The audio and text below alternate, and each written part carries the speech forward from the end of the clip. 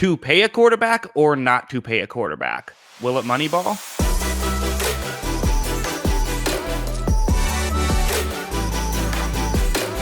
Welcome back to Will It Moneyball. If this is the first time you've seen one of these, what I do is I take a constant question that plenty of people wonder and see if you can find some data to actually back up just anything, see what the numbers say. And today we'll be going over when should you pay a quarterback. And really I'm talking about when should you pay a quarterback top quarterback money. Like think of a Dak Prescott, for example, about to hit free agency. Should the Cowboys pay him? Should someone else pay him? What do the numbers say? Well, let's start off with this chart right here. So what you see is that you're going to see the year and a number underneath Super Bowl. That number is where did the quarterback who won the Super Bowl rank in terms of how highly paid they were. Now, I have to mention, you see the letter R is on some of these. That means that they were on their rookie contract, which instead of putting exactly where it was, because some rookie contracts meant that that player was like 50th, which would really kind of skew the data. Rookie contracts just count as 32, which I think is fair, which means that the number at the bottom, 12, that number means that that's the average placement of a Super Bowl winning quarterback. Is you usually came in about 12th highest paid for the quarterback that won the Super Bowl. I think a lot of people are wondering, doesn't Brady kind of skew the data a little bit because Brady is known for taking all these pay cuts? But not really, because he was the 5th highest paid quarterback in 2020. It would actually be even lower without Brady. So not really. Also, the reason why I'm only going back to 2006 is that's really as far back as I can get to just with the data we have available in terms of quarterback contracts and where they rank.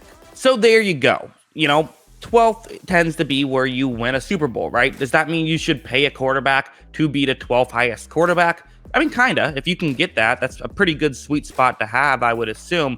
But at the same time, obviously, it's easier said than done. It's not like you get to choose which quarterback you want. You would have to trade to get a quarterback that is about the 12th best. So also, this is kind of a weird way to just figure out data, of course, because so much goes into winning a Super Bowl other than just the quarterback. So I figured, let's try to go a different way. Instead of talking about this, let's talk about what is the likelihood of if you pay a quarterback top quarterback money that they're going to just be the best quarterback in the league, win the MVP, or if you don't win the MVP because a different position won it, be a first team All-Pro. It's even better in this scenario. As you see, it's about 10.8 is the average placement for an MVP. And keep in mind, there's a couple of rookie contracts on there, so it would be a lot higher if I excluded those. So 7 out of the 15 MVP winners in this era had a top 6 paid quarterback or MVP or first team All-Pro. So here's what we know. If you pay a quarterback top 6 quarterback money, there's about a 46% chance that they'll win MVP or at least be the best quarterback in the league that for one of those years.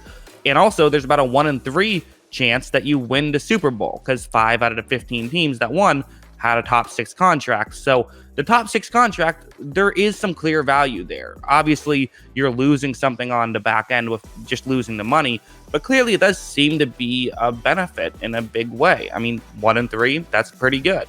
Now, that doesn't necessarily mean that you have a 1 in 3 chance of winning the Super Bowl, obviously, because there's 6 teams that have a quarterback with a top 6 contract. So maybe you could, the numbers get a little bit funky that way, but still good odds there and better than 1 in 32 of winning a Super Bowl if you pay a quarterback big money, which is what you're going for. Let's now talk about this because I think this is interesting, which is this is passer rating for the top 3 quarterbacks in the league. That's what this number says. And there's a couple exceptions where if sometimes the top paid quarterback would get hurt, so they just wouldn't get included, and then I'd go to the next guy. So I think that there was one year where I actually had like the 4th and 5th player here, but just the top 3 paid quarterbacks who played the whole year, where did they finish in the passer rating rankings? Their average finish was 13.7. So, not spectacular, but still above average, which might not seem great. I mean, we're talking top 3 quarterbacks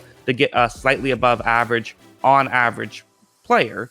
But if we're going to go by sort of the top end, it gives you about a 26% chance that the quarterback that you pay will be a top 6 quarterback in a select year. So if you have a top 3 paid quarterback, there's about a 26% chance that they will be a top 6 quarterback in the league, which is okay. It's not spectacular. And then you look here, the passer rating during the regular season for the eventual Super Bowl winners.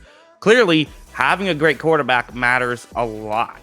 Really, almost everyone was at least in the top 10 that won a Super Bowl. There was two main exceptions. That was Peyton Manning in 2015 and Ben Roethlisberger in 2008. Also, you see the Eli Manning didn't qualify in 2007, so it's only out of 14 here, but it's on average 9.1.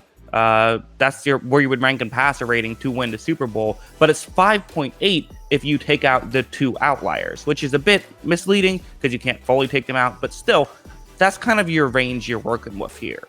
So in conclusion, in a vacuum, if you're going to pay a quarterback who, teams feel is worthy of a top tier contract, but might not necessarily be Patrick Mahomes, but it also might be Patrick Mahomes because he hasn't been excluded. And, Peyton Manning wasn't excluded. So the Hall of Famers are in here along with the Hall of Very Gooders who are in here.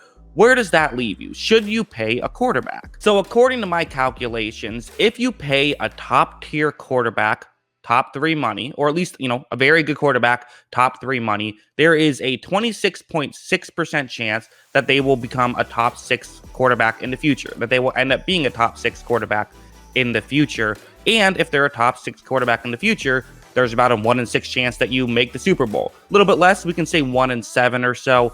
But either way, it's giving you about a 3.5 to 4% chance of winning the Super Bowl if you pay a quarterback, whereas you have about a 3.1% chance just in a vacuum if it's 1 in 32.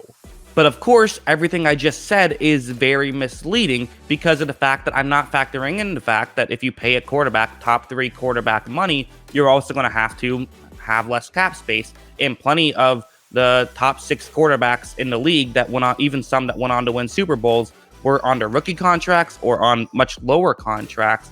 So their team was able to put more assets around them and more pieces around them, which is part of what makes this such a tough discussion.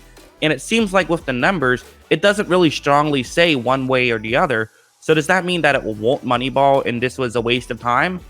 I don't think so. I actually think that you can still take a lot from realizing that the data doesn't really say strongly one way or the other. It means case by case, you have to make these decisions. It doesn't mean you should never pay a top quarterback. It doesn't mean you should always pay a top quarterback. You should think about these things logically. Clearly, looking back at it, the Rams shouldn't have signed Jared Goff, but I also think Dak Prescott is a more proven quarterback as of right now than Jared Goff was when he got signed. So that's where the interesting thing comes in. If you trust that Dak Prescott is going to consistently be a top 6 quarterback, then I think it's worth it. If you don't, then I don't think it's worth it, because I think that's really the line, I would say, is are you going to be a top 6 quarterback consistently? And that's where it becomes interesting.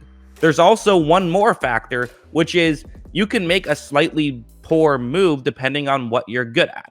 I personally know quarterbacks are really difficult to evaluate, and I try my best in my draft videos, but sometimes you get it wrong, and it's really hard to figure out exactly how to get a quarterback when every team is trying so hard to get a quarterback. So maybe taking a slight downgrade by overpaying for maybe top 8 quarterback instead of top 6 quarterback, that might be a slight downgrade. But if you trust that you can, find a cheaper guard better than you can find a cheaper quarterback, it might still be worth it. That's really what it always comes down to, right? Is just how much do you trust yourself? What are your skill sets? What are your weaknesses? And B, don't have an ego. Figure out what you're not great at and, adjust accordingly. I think Tampa Bay was a great example. They clearly had trouble getting a quarterback, so they just signed Tom Brady. He got top 5 quarterback money, and they won a Super Bowl because they could figure out everything else, because they drafted really well. At the end of the day, there's no better predictor of who's going to win Super Bowls than drafting well. So that's always going to be a big factor. But should you pay a quarterback? It depends, and that's okay. Not everything has to be a clear yes and no. That's what I think. What do you guys think? Let me know what are your thoughts on how I came to this conclusion. Also, let me know what your thoughts are on should the Cowboys sign Dak Prescott. I think it's interesting. Everyone seems to disagree. I hope you guys enjoyed this video. And of course, as always, thanks for watching.